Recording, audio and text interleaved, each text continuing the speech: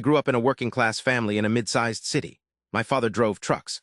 My mother worked at a hospital laundry. We were not poor in the way that marks you permanently, but we were never comfortable, and the arithmetic of money was always present, visible in the careful grocery decisions, and the delayed car repairs, and the way my parents paused before spending anything that wasn't strictly necessary. When I was 19, my maternal grandmother died and left me specifically and directly the thing none of us knew she had, a significant amount of money.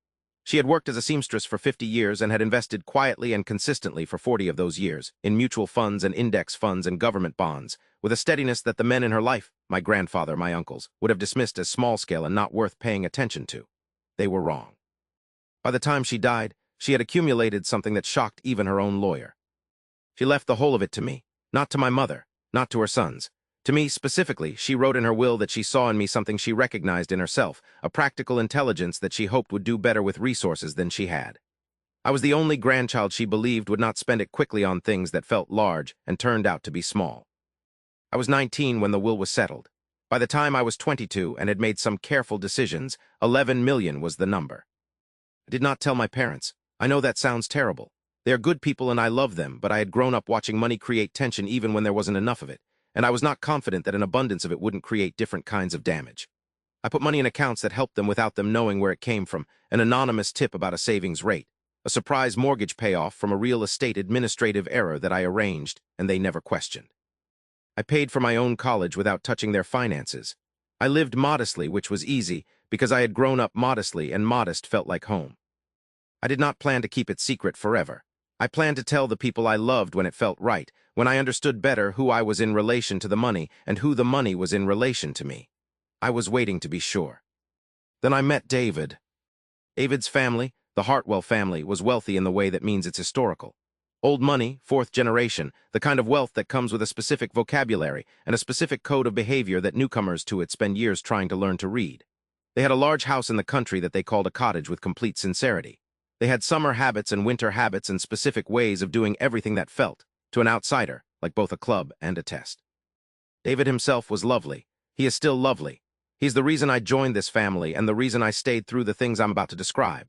He had the ease of someone who had grown up comfortable without ever confusing comfort with character. He was generous and funny and treated me, from the beginning, with a straightforwardness that I found both refreshing and, occasionally, slightly naive. He was naive, specifically, about how his mother felt about me.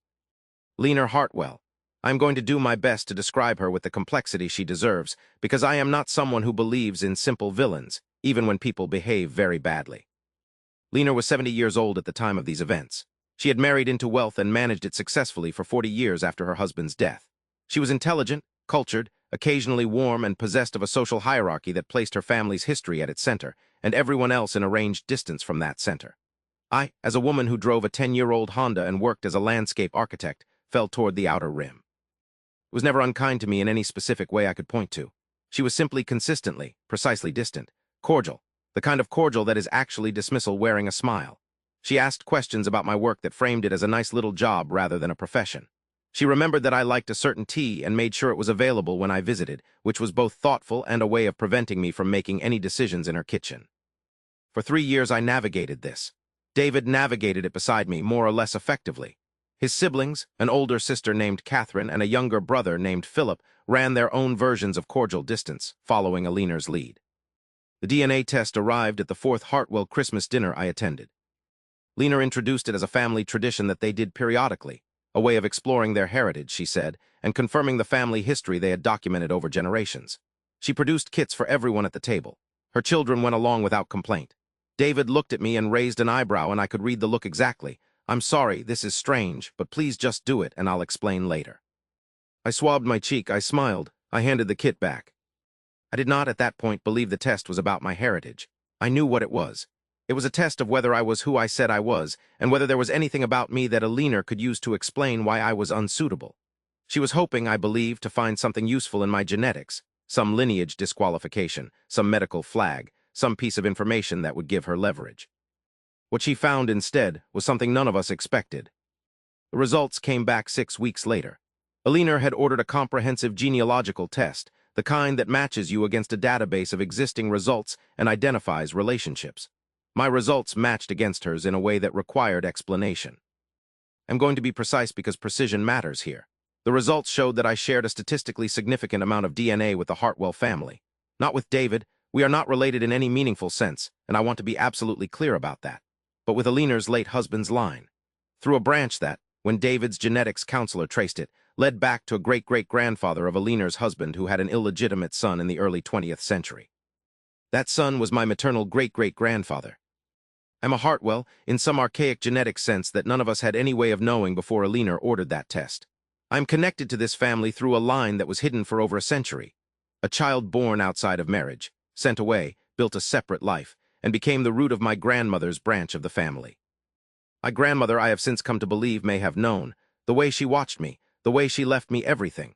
She may have known or suspected and chose to give me resources without context. Alina's reaction when this was revealed was one of the more extraordinary things I have witnessed in a domestic setting. She went very still. Then she asked the genetics counselor to repeat the finding. Then she asked for the documentation. Then she sat for a very long time in silence. It was Catherine who spoke first. Catherine said, "Does this mean Vivienne has a claim on the estate?" I want to tell you what I felt when Catherine said that. I felt tired. A very specific bone-level tired that comes from watching people arrange the furniture of their concern in real time. Because here is the thing I need to explain now. The Hartwell estate, while significant by most standards, was roughly equivalent to what I already had. I did not need the Hartwell money. I had never needed the Hartwell money. The thing I had wanted from this family was never money. It was acceptance, which is a much scarcer resource and much harder to manufacture. I told them about the money, about my grandmother, about the 11 million and the careful years and the modest life I had lived not from necessity, but from the preference of someone who understood that money is a tool and not an identity. I told them at the same meeting where the DNA results were discussed. I thought it was more efficient to address both things at once. The silence that followed that disclosure was different from the silence after the DNA results. It was fuller, more complicated. Alina looked at me for a long moment. Then she said, "Why didn't you tell us?" I said, "You didn't ask, you assumed." She had assumed for 3 years that I was after something from her family. She had organized her entire relationship with me around that assumption. The DNA test was supposed to be the tool that confirmed I was an outsider. Instead, it had confirmed in the most ironic possible way that I was not. Philip, who had barely spoken to me in 4 years of family gatherings, asked very directly whether my financial situation meant that I would be making any claims against the estate based on the genetic connection. I said no. I said it simply and without drama. I said that the connection was a historical curiosity and not a legal or financial matter, and that I had no interest in claiming anything from anyone. Then I said, "But I'd like us to start over, if that's something you're willing to try." The aftermath has been slow and imperfect. Alina and I had a private conversation, just the two of us, that was the most honest we had ever been with each other. She did not apologize in any direct, verbal way. She is not built for that kind of apology. But she said she had been afraid of me, which she said as if it cost her something, and I believed her, and I chose to take it as the closest thing to sorry that she was able to produce. Catherine and Philip have been, separately, more overtly apologetic, in the way that people are when the ground shifts and they realize they were standing on the wrong side of it. David knows everything now. He has known about the money for 2.5 years, and his response was so uncomplicated that I almost cried from relief. He said, "Okay." And then he asked what we wanted to do with the summer house he knew I had been looking at. We bought it. We bought it together with my money because that's what we wanted. My grandmother wanted her money to go to someone who wouldn't be changed by it. I think about that a lot. The discipline of living simply when you don't have to is harder than living simply when you must. I tried to honor what she saw in me. I am still trying. The people watching who are carrying a secret about their own circumstances, whether financial or family or genetic or anything else, I want to say this. The right people will not need you to have something in order to love you. The right people will already be there. And the people who need to know what you have before they decide how to treat you, those people are giving you information, whether they mean to or not. Alina gave me information for 3 years before the test gave her information about me.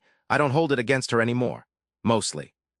The test she ordered to expose me exposed something else entirely. That's not irony. That's just the truth finding its way through whatever opening is available. It always finds a way through.